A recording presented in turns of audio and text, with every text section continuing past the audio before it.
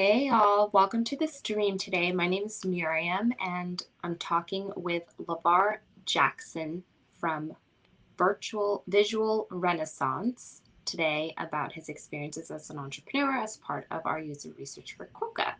Hey Levar, how are you doing? Hi, I'm doing well. How are you? I am doing good today, doing my best. I was really productive, got a lot done, so I feel good about that. Yeah.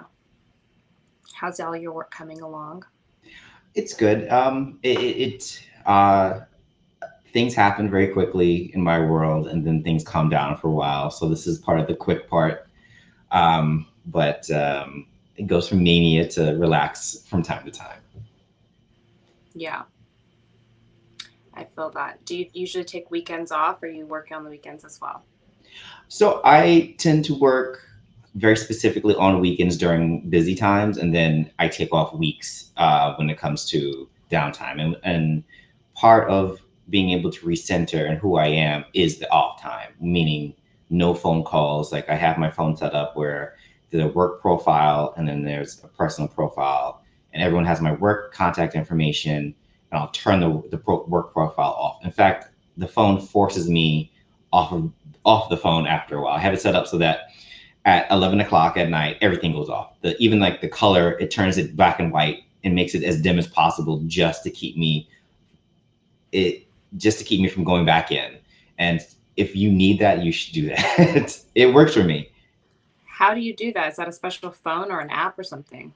I have an Android phone, and it's just part of the process. And I know there's a do not disturb thing for Apple as well. Set it up, set boundaries. The same way you have to set boundaries with relationships, your work is also a relationship. It's just a work relationship. So it can't overrule everything else where it destroys everything else. You are a cup, and you can only pour out so much, and you need to refill it. And that time to find out who you are, why you're doing these things, comes from the time of just being you. Um, Mm-hmm. Totally. I have my do not disturb on, like 24/7 is always on. I never turn that thing off. But I still am on my phone until the very last it, minute of the day. I'll be watching TikToks as I go to sleep. yeah, my phone makes it absolutely horrible. It turns the screen brightness all the way down. It does its best. It even reminds me, it's like, hey, your bedtime's coming up at 11. Like, first it turns off the notifications, and then it gives me like 15 minutes, and then everything goes black and white, and then it goes really dim. And I'm like, okay, you've just effectively forced me off of this thing, because it's addictive. It's also a way of like escapism almost, where you can take a peek into someone else's life, or just get away from your own situation. And it's so easy to have that time just like snap away. And it also, there's a little, I feel like there's a barrier between you and your thoughts. So I one thing that I do know is that if you're the entrepreneur, if you're the head of the business, create a place that you would want to work in as the employee, not just the boss. Mm. I read something, and I really absolutely agree with. Most employees would rather work for a regular, almost mediocre company and have a fantastic boss than work for an amazing company and have a terrible boss. Yeah. It really pushes into everything that's going on. Of course, we had that conversation about the many things that I do. So when I'm on, but it's okay to be off. It's okay to turn your phone off. It's okay not to be reachable on your time off. And as the boss, as the leader, you have to set that standard for your employees. So the people who are working for you, value their time off. Don't call them on their weekends. Let them have time themselves to enjoy themselves, to refill their cup so they come back and work harder on Monday, versus having them like, oh God, I can't believe it's a weekend and I'm getting a phone call about something that could be solved on Monday. Mm-hmm. Um, Mm-hmm. Also, that leads me into like effective communication is also a way of not burning people out. If you can say it in an email, it doesn't need to be a meeting. If you can say it in one email, it doesn't need to be 10 emails. And it's a way of actually letting people concentrate and do their work effectively. So if you say like, hey, I need this done by 5, you don't need to follow up at 3 and say, where is this file? If you do, perhaps that person is not in the role that they need to be, or they don't have ownership of it. Micromanaging helps no one. It raises your blood pressure, it raises your employees' blood pressure. Everyone's just on edge. People don't feel that they're be able to express themselves and how they do it. As long as it gets done, that's what matters. If the process is not, doesn't matter as much. And I know as an entrepreneur, and I've been doing this, God, almost 15 years, the process doesn't matter. Your process is different than my process. But as long as it is done at the end and it's done to a good standard, that's all that matters. If you have a writing inspiration at 2 o'clock in the morning, so like working from home has changed things. So if you have a writing inspiration at 2 o'clock in the morning, go for it, write that thing. But if you write at 2 o'clock in the morning, I shouldn't expect you at 2 p.m. to do that same thing if that fits your schedule better. So for working from home, I think it's started to relax on where your schedule lies. Everyone has a different schedule. And some people don't perform at 9 o'clock in the morning. Some people don't perform at 8 a.m. And that is a stress point for not only the employer, but for the employee. Interesting points. Very interesting points. Thank you for sharing those tips for people, and maybe anyone who watches this will pick up some of that and apply it to what they're working on for sure. I really appreciate you taking time to chat with me today about QUOKA. We're really trying to constantly improve our product, and your feedback is a really important part of that. I'm broadcasting our conversation live so that anyone else who's interested in solving this problem can access, your comments and our research essentially.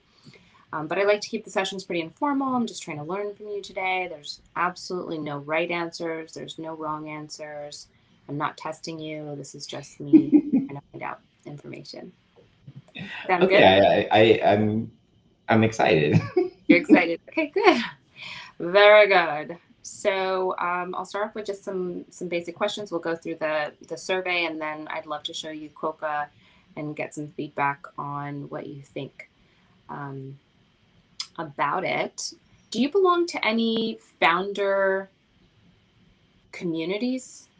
Yes, I definitely recommend that. So I belong to a couple and smaller, like intimate networking with other founders, and it's a good way of getting feedback and for people who understand your situation. Mm-hmm. And you have to come into that with an open ear. And sometimes someone will say something to you that is probably stinging, but it's all to shape you to be a better entrepreneur and a better business person than you were when you walked in the door. For these ones, I'm just going to ask you whether you believe the following statements to be true or not. Being an entrepreneur is fun. True. Being an entrepreneur is hard. True. You feel understood as an entrepreneur. Yes. You feel listened to as an entrepreneur. Yes. The people around you understand the problems and challenges you face as an entrepreneur. That's situational. It depends on the person's mindset, but overall, it really depends on where the person is in their life and when it comes to. So I have friends that are strictly 9-to-5 people, and sometimes when I tell them like, hey, there's no equating what I do to hours, it's a little bit different. So when I have to work a 14-hour day and my pay is exactly the same as it was when I worked a 9-hour day, it's hard for them to like parsec that and deal with that sometimes labor is not directly evident in what you're doing or in increase in pay. And there's Mm-hmm. times where I've worked an hour and I've landed a gigantic client and I could take the rest of the day off because it was a fantastic thing. So I would say yes, but with like asterisks. Okay. Life as an entrepreneur is depressing at times. um, I will say yes. Not everything is going to be a positive experience. And given the fact that the pandemic happened, I sell art to hotels. Hotels were in a real bad shape last year. Projects stopped. No one was building anything new. If it was already in process, uh, you know, the project was going through. So effectively, it I could have lost the business. Like if so, it when things go bad, it's almost like you're a pilot or you're a driver. When the bad situation happens, it matters about who's in that seat, whether or not you're reactive enough or you can see things that are coming and you steady yourself. So the days of wanton just spending money on like, oh, a trip to some tropical place for a retreat are kind of over. Those days of overspending, I think that's not going to come back for another 15 to 20 years. So it could be very depressing going through a hard time, but it's still rewarding. I just want to make sure that everyone knows that it's not just a level playing, like it's always the same. It's not always going to be fantastic. It's not always going to be terrible. But you're going to have terrible moments and you're going to have fantastic moments, just like anything else you do in your life, whether you're married or you're single or you're raising children or you're building a house. Something good is going to happen and then there's bad things going to happen. Right. Do you feel pressure as an entrepreneur to be involved in communities online and in person? Yes.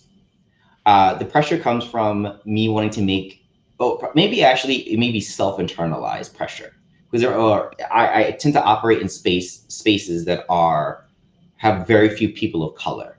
So I want to make sure that I represent people that look like me, who are children, like they may be high school students that don't think that they should be in this space and that they can be.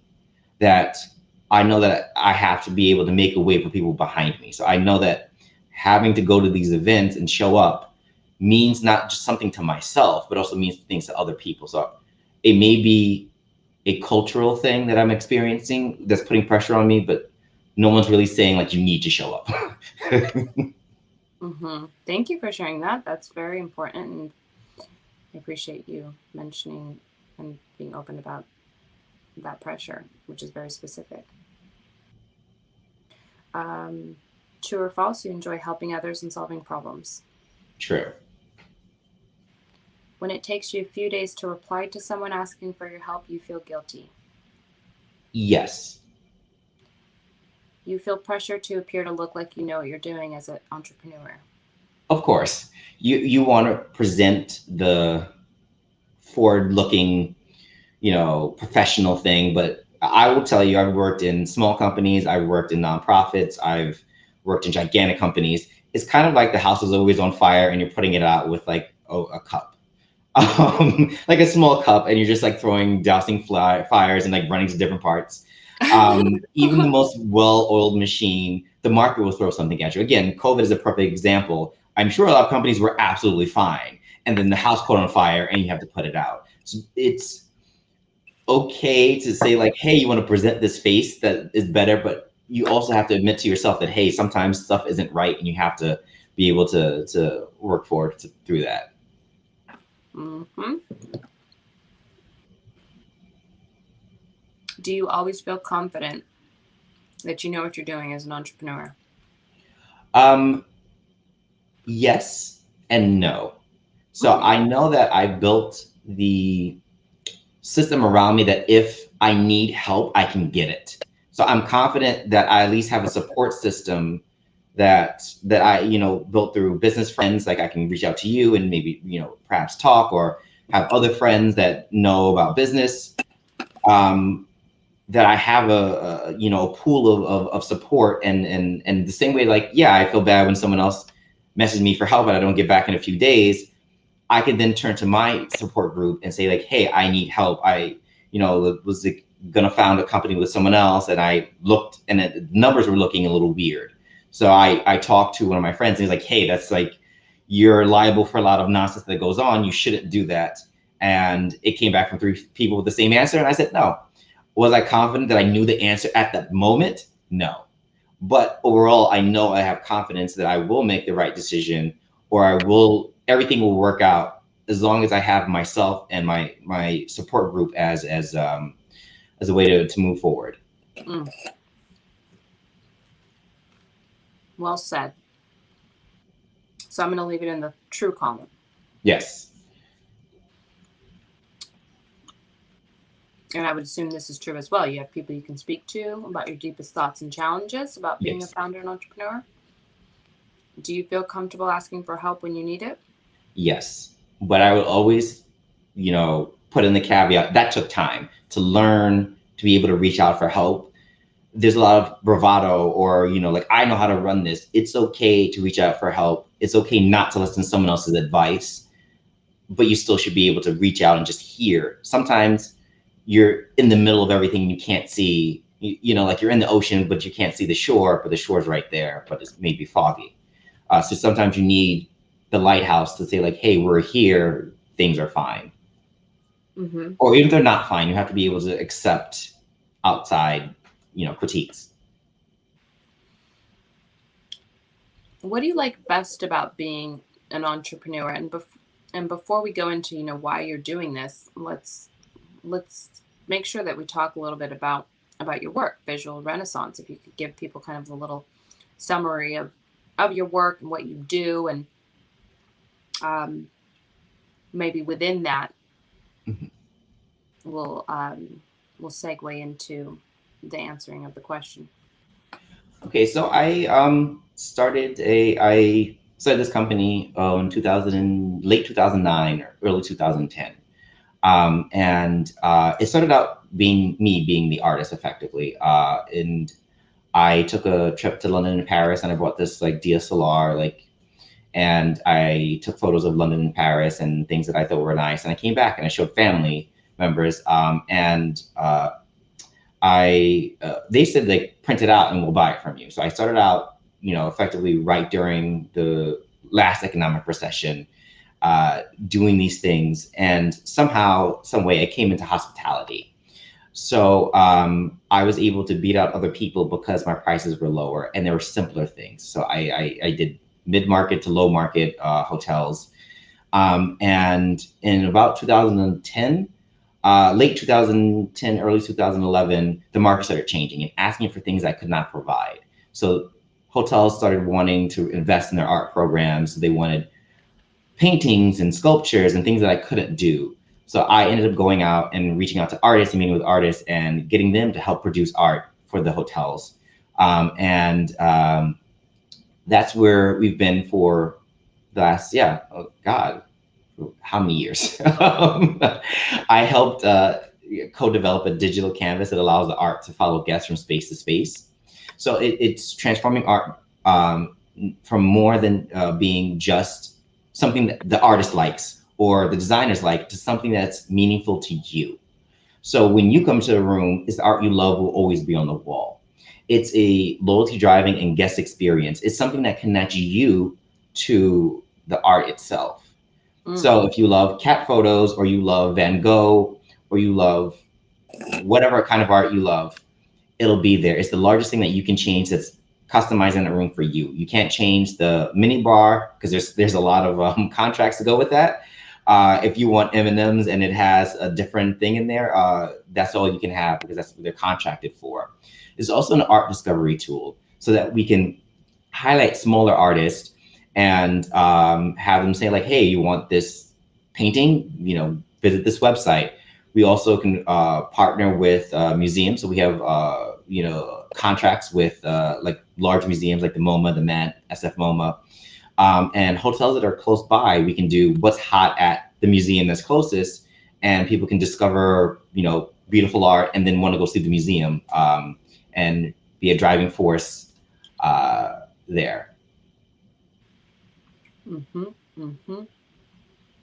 Very cool. So I love this idea of this customizable personal canvas. I had no idea that that was part of your work. That's cool.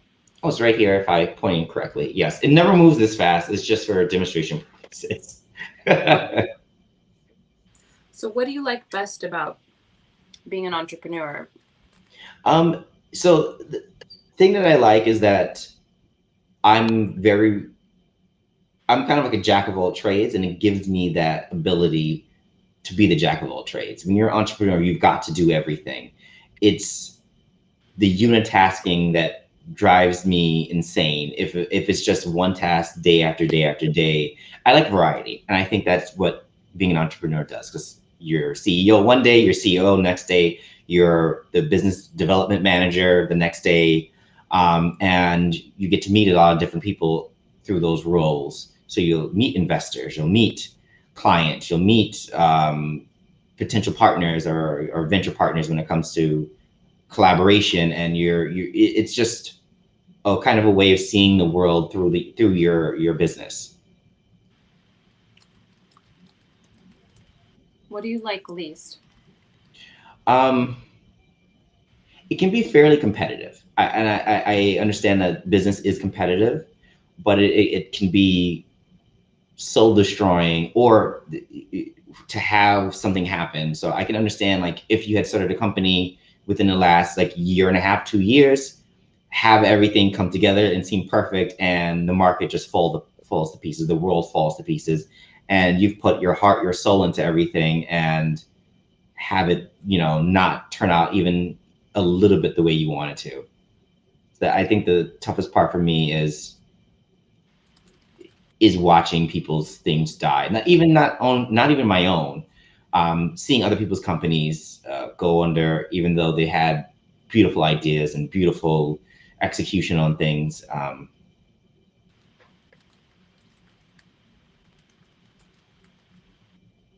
Mm.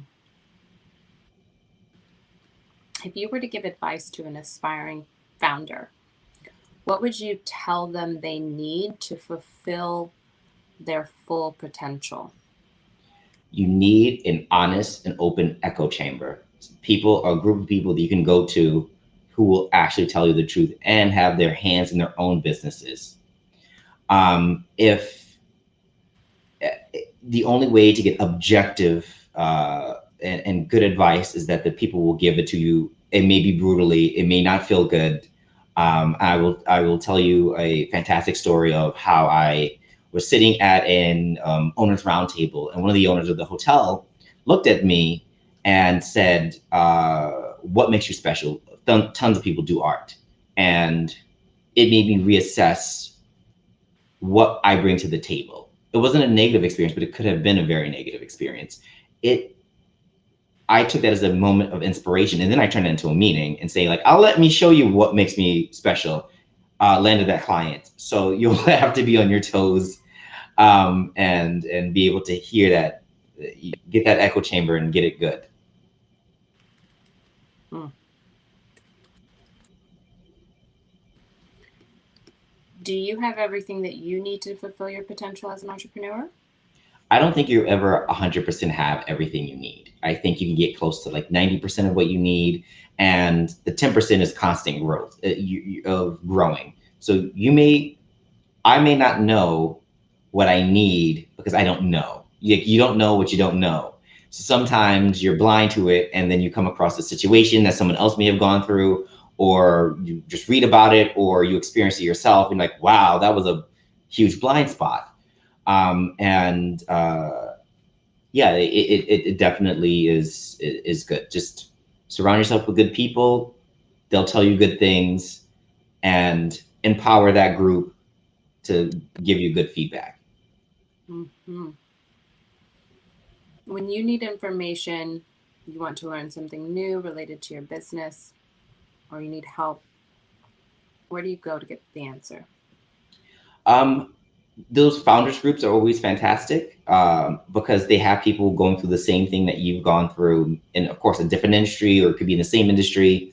And those are good places to get echo chambers, especially if you don't know those people. They will give you the honest truth because they don't feel like they're going to lose a friendship with you.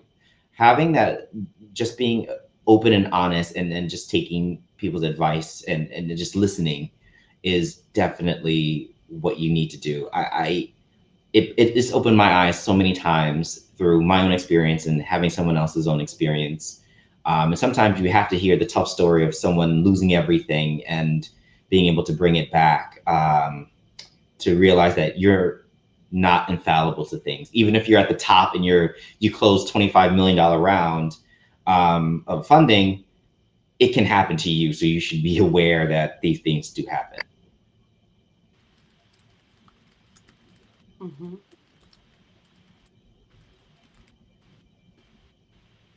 How much time does it typically take you to get the information or support that you need on average? If you're talking to someone like me who's very long-winded, it would take you hours. But I will say I can track down the information I need. If it's something huge, I would say 24 to 48 hours. If it's something light, like a small conversation, say like, hey, like sometimes getting someone else's opinion on someone you're going to do business with, like a partnership, is like crucial. If someone else in your circle has dealt with this person or knows someone who's dealt with this person, go get the backstory. Sometimes they may seem above board and they're not. And I can get that answer within, 6, maybe 12 hours, 24 hours tops. If it's a large legal issue, then I go to the lawyer and or, tap friends that are lawyers. I can get that answer within 48 hours. Right. How would you rate your overall mental health on a scale from 0 to 10? I will say 8. How does the response to your previous question make you feel on a scale from 0 to 10? Um, I will say 8 as well, because you can always do better. I think I'm doing as good as I can. And a good piece of advice I have is that you need a hobby or activity that pulls you out of what you're doing and makes you live in you. So my activity is I'm learning to fly a plane. I can't worry about next week when I'm flying this plane. I can't worry about what's happening for dinner. I can't worry about what's happening a week ago, because if I do, I'm gonna crash. So it makes me very present in my moment, to doing what I need to do. And some people can do that via meditation, where they turn everything off. Some people just need to go outside of like cell phone range and go into like the country and just like be away from their phone where they can't actually do anything. And just be in a place like that, or a little cabin in the woods. Whatever your center is, have that center, and then it'll bring you back to bring you back to who you are, and reset a lot of things that go on. That's my largest help for mental health, is finding your center and finding out how to go back to that center. That's such great advice. I heard a woman told me the other day, an entrepreneur, she said she likes to skydive. I've been skydiving too. Once I threw myself out of the plane, then I was like, yeah, I might as well fly this plane. So yeah, I was like, I can't even go on roller coasters, dude. My anxiety level is just way too high. I don't want to feel like I'm about to die. Once you do that, it'll knock all of that out. Everything else will be like, yeah, I jumped out of a plane. I could do this too. Why not? I'm cool, dude. Listen, humans don't have wings or gills for a reason. You won't catch me scuba diving or jumping out of planes. Okay? I'm also scuba certified as well, so I've been scuba diving a couple of times. I mean, I'll invest in some risky stocks. I like risks and stuff. So that will give me heart palpitations. Watching my money fly up and down in the market, that gives me much more like palpitations. I know I have to deal with the consequences. If this chute doesn't open, I'm hitting the ground. It's over. I don't have to deal with anything else. Where I'm like, oh no, my money's all gone. Oh my God, that is funny. I'm not funny, but yeah. Okay, let's check off some of these boxes for things that are negatively impacted, if any, when you have felt less than great mentally. Confidence, friendships, social life, eating habits, definitely. I definitely know that. Sleeping, my sleep will, romantic relationships as well. Like that's something. Budget, not so much.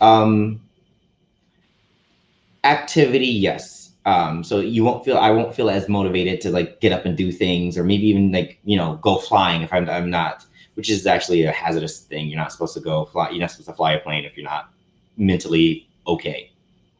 Totally. I So can see why. it does affect a lot. Mm-hmm. Okay, for these next items, choose whether they have a positive, neutral, or negative effect on your mental health. Social media. I have no effect, and I will tell you why. I specifically build my social media around people that I know that have good things that are happening to them, and I know the story behind this. If you just blanketly look at social media, it'll make you super depressed, because the only thing that goes on social media are everyone's highs.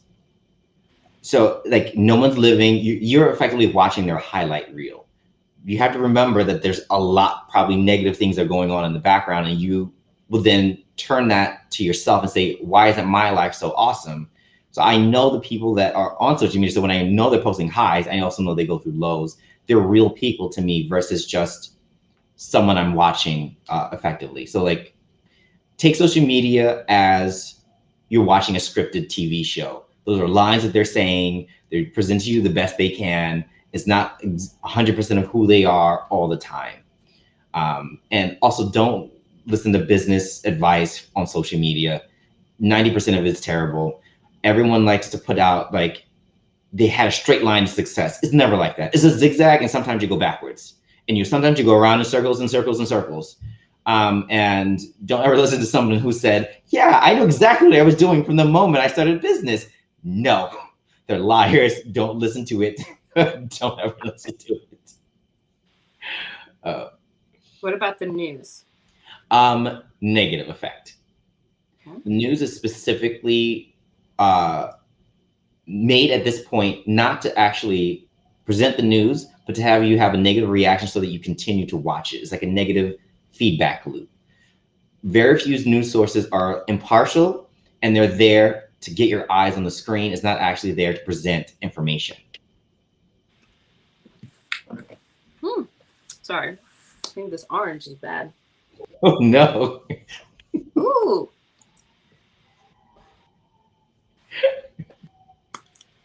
Oh my God. You gotta give up. Okay. Family. I will say no effect. Not because there aren't negative or positive things. I think it's kind of in the middle for me. So everyone has issues in their family. Don't ever believe that you don't. And I will say there are supportive people and there are people who aren't supportive. So it kind of washes, but the people who are closest to me are positive. So I put that in the positive effect.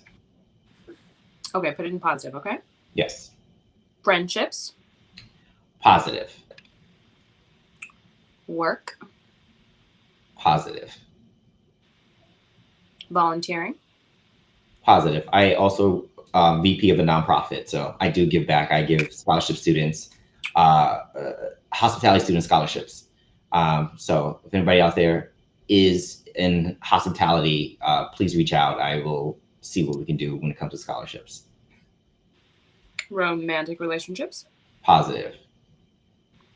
So I'm also a person of a certain age, and you have to realize that when it comes to relationships, especially romantic relationships, either they add something to your life or they take away. There's no negative, like no effect. Either they're helping you be a better person or on that journey with you to be a better person, or they're on that journey to make you a worse person. And I'm at, 35 plus, I see the divergence in my friends and my family groups where their relationships are taking them and where their aren't taking them. So if like you're spending your time trying to fix someone, that's a negative effect, because that time could be used on your business, on yourself, and on endeavors that make you feel better. So you just cut it out once you see it. Yes, sometimes, like again, everybody has faults, everybody has positive, negative things. If your relationship is a negative and you have friends that will actually tell you this is a negative, you have to listen to the room. I understand love is weird and love is terrible, and can be fantastic, but it will blind you because you love this person. And sometimes you have to take an objective stand back. Is my life better 3 years from dating this person? And if it is not objectively better, mental health wise, emotionally, then you have to take the action you need and leave that relationship. It'd be hard when you're in it, Levar. Listen, Yes, it we have a is. whole conversation about this in itself. Okay, we're gonna take this whole podcast thing to another place. I will gladly come back and have a conversation about so many relationships and how it derailed me several times during my journey through life, and someone not expecting me to be an entrepreneur, thinking that's bad, just do the normal route of getting a job with a pension, and being derailed a bunch of times. Ooh. Yes, I'm gonna take it to Clubhouse or something like that. Okay, so which one of these has the most positive effect on your mental health? I don't know. It's kind of a tie between my friendships and my family. But romantic relationships also in there. Those three are it for me: are romantic relationships, friendships, and family. Because I've built a group of friends, family, and that do really well for me. And it took a lot of people that left, even family that had to be moved away, because to create a circle of not just positivity but reality is what that goes with it. Like, I will say I don't want the Bill de Blasio effect, where I don't know who around him told him to run for president, but less than 1% of New Yorkers wanted him to be president. And that's the time where your significant other should say, hey, I know this is your dream, but this may not go right for you. And sometimes you need that person to say, like, hey, just in case it doesn't go right for you, I'm still here for you, but manage those expectations just a little bit. Yeah. How many hours per week do you spend engaging with friends, family, and romantic relationships? I would say at least 10 to 15 hours. I would say solidly person to person. I don't really count texting as a solid connection, but sometimes that's all the communication you have because you're just running around. Like, phone calls and hearing someone else's voice is extremely important and very connecting, especially when it comes to older family members who don't really text well. And a video call, of course, for people you can, because we're still, quote unquote, in this pandemic, we may not be able to see each other face to face. They may be locked in different countries that I have friends that are can't get back effectively back to their home countries and are effectively locked here. I have friends that are Australian that are not allowed to go back because Australia's borders are effectively closed, or they're very limited. And having that face to face with people and hearing that voice, it's something very connecting about it.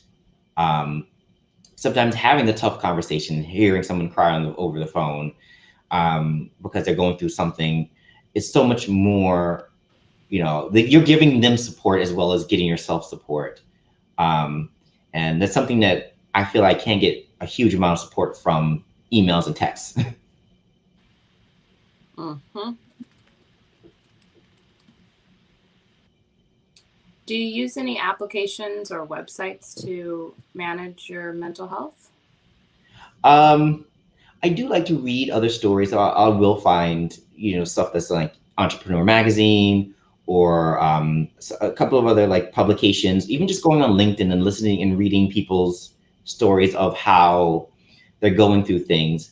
And people I feel are coming to, we're at a very good precipice where mental health is okay to say, I need to take this day off. If you didn't feel well physically, mentally, you should be able to take the day off as well. Have your mental health day. Use those days.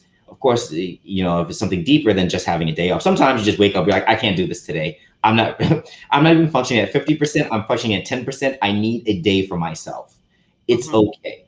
Take the time, refill that cup, come back stronger. I will say it's like when you burn yourself out, you don't know how long it's going to take to refill.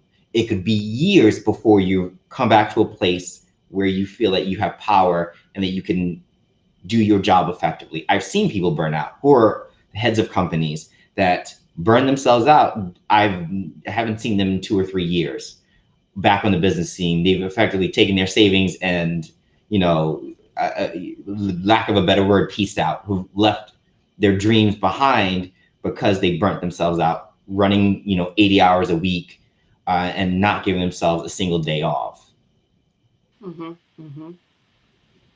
It's true.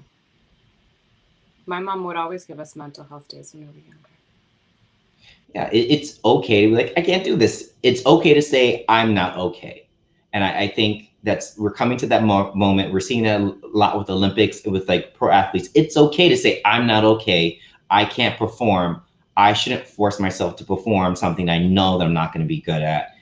I need the time for me. And I'm very happy that it's coming to, a forefront. Is there any support that you need that you're not receiving to help manage your mental health? I do say that there's not anything specific. I do need like a slightly more engagement from some friends, but I also know that they're also going through their own things, and you need to give people the ability to go out, and sometimes people have to go through things on their own. And it's something that you can, be there to hear about it, but sometimes it's a road that they have to walk alone. Not to say that they're alone as in we're not there to support. Some people need to walk down that road to figure it out, sometimes figure it out on my own. Myself, I know that in times of my life, I had to figure things out on my own. I wasn't being I was low contact. I think that's a better phrase. And mental health wise, I make sure that I do have friends that are psychologists. Have a friend in every industry, and that will make your life so much better. So make sure that you have someone you can have an open and honest conversation with, that you're not going to take it to heart. If they tell you exactly what you don't want to hear, you have to be able to hear that and not get upset. And it will take a lot of time and effort on take a lot of time and effort on my part as a listener to be able to accept those things and say, I'll think about it. Not everything that someone says needs a response. And sometimes you just need to dwell on their questions. What would you expect to pay for a platform that creates a more positive impact on your mental health? Anywhere from say for like $5 to $10 a month, and perhaps having like premium things like talking directly to a psychologist or going to groups, maybe have those like a $10, or $20 interest fee to a very specific kind of like psychological group, so that you're not gating out people who are starting and you may not be able to afford it, and being able to give more concentrated care and for people who need it. So myself, I may not need, there may be one where I had been a part of a funders group where people were dealing with someone who passed away. My mother had passed away as I had just started this company, and it was something that threw me for a loop. And I would need more specialized care at that moment to deal with, making sure that I get paid and I have food in my stomach, but also dealing with being able to grieve. And it's a very specific kind of pain. It's almost like I won't equate it to having a child, because that's a very specific thing where my mother had passed away and she would never see what this business would become, where she would never see the good things that happened to it. She only saw the struggle. And it still creeps up, of course, every so often. But I think having something where people can, the point of entry isn't so high that people can't afford to get in. Right.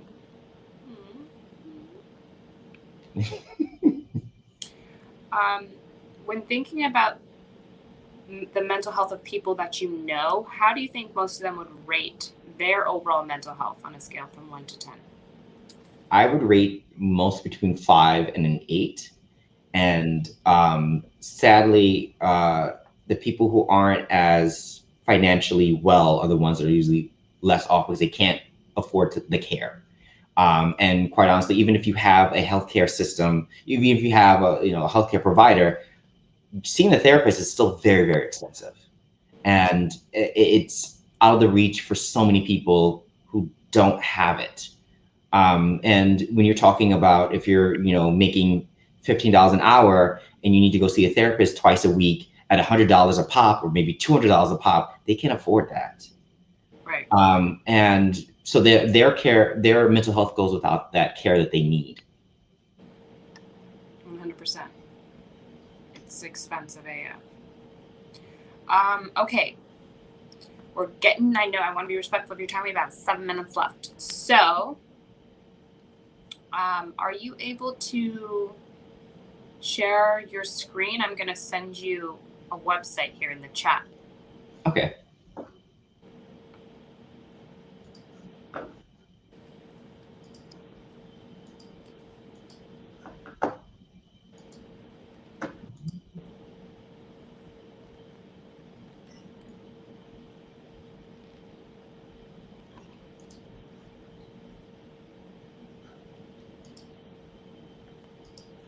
Okay, do I need to become a member? What? Okay. Will you share your screen so that yes.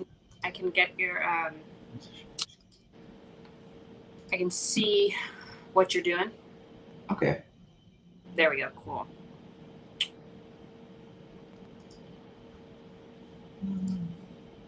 Should give you the option. Okay, I got it. You got it? Yes. Awesome. Okay, so just, look around, give me your feedback. That's what we're basically looking for here. Honest, that echo chamber type of stuff that you mentioned. Yes. So vital and important.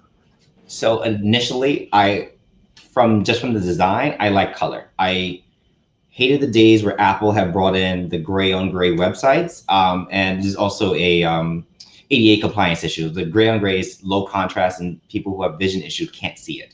So I commend anyone who's starting to put color back into their websites. So just on that front, but I like it. So it's, join for free. I like that. Because, having things gated behind a cost, I don't know if I want to spend the money. So then people who aren't up for spending the money just for, a random shoot may be driven away. So gating it behind money is initially just even to get the feel, like I explained it, like, would you buy stuff from Amazon if they made you pay that Amazon Prime fee before you could even see what's on the website? Most people will say no. So it's just a good way of being able to give people a taste and get them to push in. I do that. Being a founder is very exhausting. And yes, therapy. I love it. So we were just talking about this. Therapy is out of reach for so many people. Even if it's just to hear other people going through the same problems you are, will make you feel less anxious. Saying that this is a real problem that may not be caused by you. It may be market forces. Like, it may be just life how it is, and you can, of course, mitigate as much as you can. But yeah, I really like that. And friends and family, yes. So again, when I said, like, community is your friends and family and other entrepreneurs who then become your good echo chamber, who become a source of power for you. Mentors and advisors and community. I will actually say that I would gladly sign up to be a mentor and advisor for anyone. I love the color. As someone who loves art and who has colorful things in the background, I love color. And I'm happy that it does focus on mental health. It really is something that we need to address, and I'm glad it's starting to be addressed. And thank you I thank you for helping to address this issue. Thank you. So kind. Sometimes all you need to say is thank you and I appreciate you. And it can make things so much better, especially when it comes to creating your own corporate culture. I've done a couple of presentations on psychological safety, irritable exhaustion, and irritable exhaustion is like the silent killer of companies. But we again, maybe we'll take this on Clubhouse.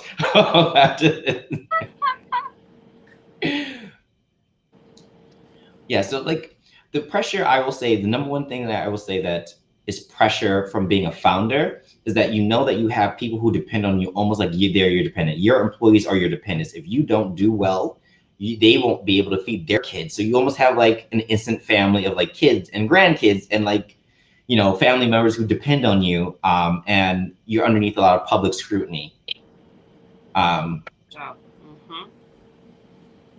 It's crazy. Definitely love this. And being able to reach out and not have everything effectively thrown back in your face is absolutely fantastic as well. In fact, maybe we just, you know, go in here and have a good time. And it's, of course, risk-free to start. I like that. Everybody needs to get paid, but also give people a little taste of what's to come. Good Q&A section. I like it. And I like the way it's laid out. That's perfect. Cool. You like it. Very positive thoughts. Anything that could be improved? Actually, no, I think this is a very good start. So there's, of course, things could be improved. I think you've got the bones for something really, really good, because people do need therapy and it's out of reach, and it's something that a lot of founders don't even think of because they're one thing, bang, bang, bang, onto the next thing. And it's something that we have to address. I remember one of my friends years ago when I had landed a couple of major clients. I was like, end of one sale is like running to the next sale. And one of my friends said that you need to like slow down and celebrate you because you've done something fantastic. It's okay to like pop the champagne or have the nice meal or, you know, take the couple of days off just to be happy in that moment instead of pushing yourself into that fire. And that it was something that was draining on me over time. And it's something that you may not realize as the founder that you're doing these things because you're the founder. Who's going to tell you to do different? You're the top of the organization. And you need that good check. And I feel like you guys will have the good, you know, group meetings and, you know, therapists and just group talk that and one-on-one time that people need, that they don't know what they don't know they need. So. Right. Well, thank you for your time, Levar. I really appreciate it once again. I definitely would love to gift you, as a thanks, a 30-day free trial of QUOKA. If you're interested, I'll email you the Of course, details. yes, email me. Yes. Is this going to be available online? I would love to like share it and do all these things. Yes, it is absolutely. It's available online right now. So I'll send you the link to it where you can share it out to others and view all of the different ones that I've done so far. And this month I'm going to be doing the most that I've ever done. I have about 20 scheduled so far. So we're going to really kill it this month.